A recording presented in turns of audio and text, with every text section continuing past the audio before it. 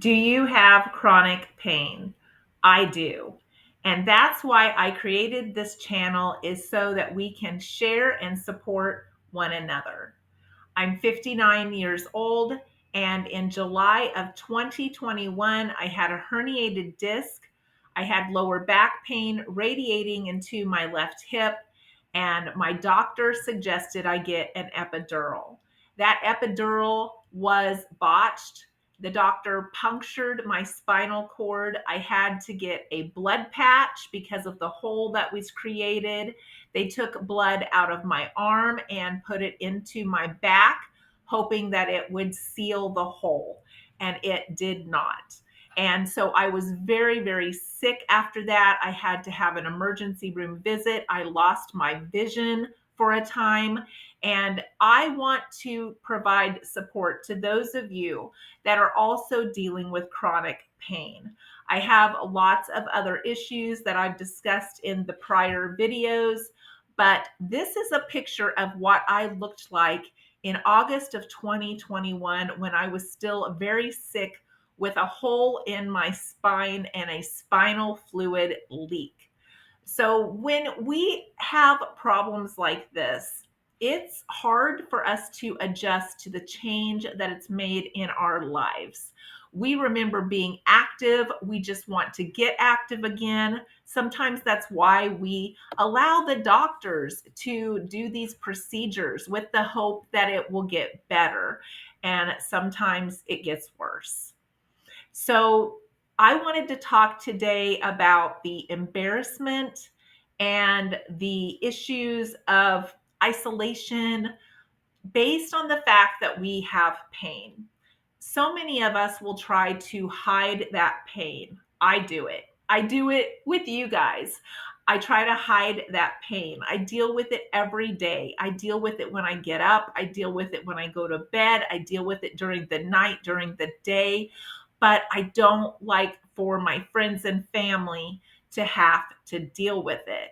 So I try really hard to hide it, but it becomes difficult at times, and asking for help is difficult. It's difficult for me. So I have adaptive devices. I have a cane. I hate to use it, but I do use it when I know that if I don't, I am going to be sorry. I am going to be hurting even more because I'm going to try to compensate when I'm walking without realizing it for my painful areas, and then I'm going to hurt even more later on. And it's hard to get on top of that pain, especially when they don't give us any pain relief medicines. I use this massager, and this is my third one. That's how much I use these, that I have worn out two before this. And I use it on areas that are painful. And sometimes it's so painful. It's almost like a little jackhammer, but it releases those knotted up muscles and nerves where I feel better afterwards, even though it's extremely painful while it's happening. Travel is hard for me. It's hard for me to ride in a car. I have an acupressure pillow that I use, and that is in the description box. It has been a lifesaver for me, so I can continue to ride in a car more than 15 minutes. I have to take a lot of breaks. I can't just sweep the kitchen and the living room anymore. I maybe can sweep the kitchen and I have to take a break. Sometimes I can't do the living room until tomorrow. And asking for help is hard. I'm home a lot of the day by myself. And so if these things can't get done with me there, they might not get done at all. We recently took a vacation. I had to have the airport people push me in a chair. That was humiliating for me. My husband was like, "This is what you need. This is great. We can't make it to our connection without this." We had to take two elevators and a tram, and she had to push me so far. He's right. We wouldn't have made it.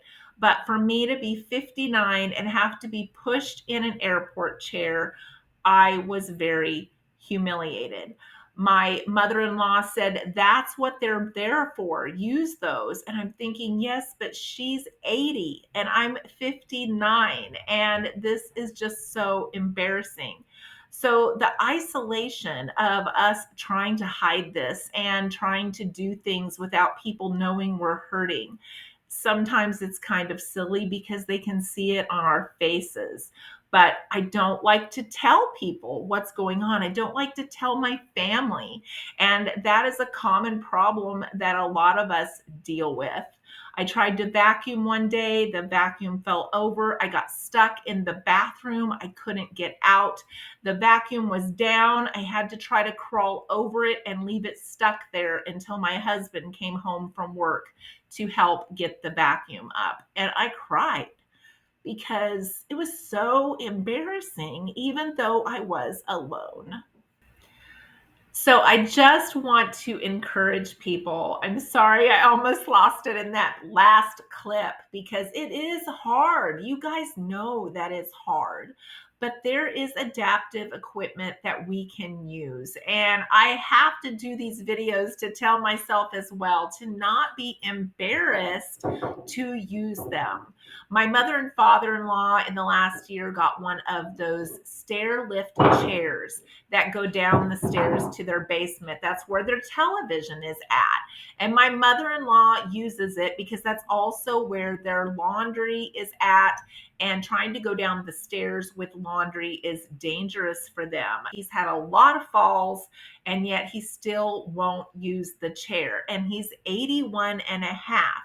So that embarrassment is hard no matter what age you are. None of us want to admit that we need help either from a person or from an adaptive device, but it's so nice to have those things available. And if it keeps us from getting injured further, we have to use them. We have to remind ourselves, don't be embarrassed. This is something that happened to us, but it's not something that we should be embarrassed about. And we should certainly shouldn't isolate ourselves from others because we can't or think we can't do things. We need to still get out there and be social as much as we can. We need to get outside. We need to do that for our own sense of well-being. It is just not good for us to stay home, stay in the recliner, watch TV, and not get out and see others. So right now, I am in another part of Kansas. If you watch my other videos, you probably know that already. I do have a frugal channel called Pennies to Dollars where I talk about retiring early on a low income and still being able to live a full life. I will link that in the description box if you're interested. But while I am down here in this other part of Kansas at my son's house, I have to show you some of the adaptive equipment that he got just because I was going to be here while he was other gone. Channel. No, I've been dog sitting for my son this week, and he got these lightweight hoses with these arthritic type controls, so it's easier for me to water his plants.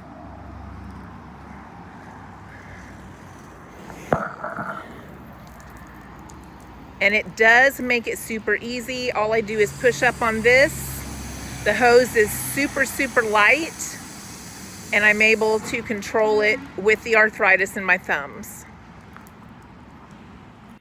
Staying as active as we can be a challenge. Staying social and getting out can be a challenge, but I encourage you that it does so much for your mental well-being to stay involved in what's going on around us, even if we have to use adaptive devices to do it.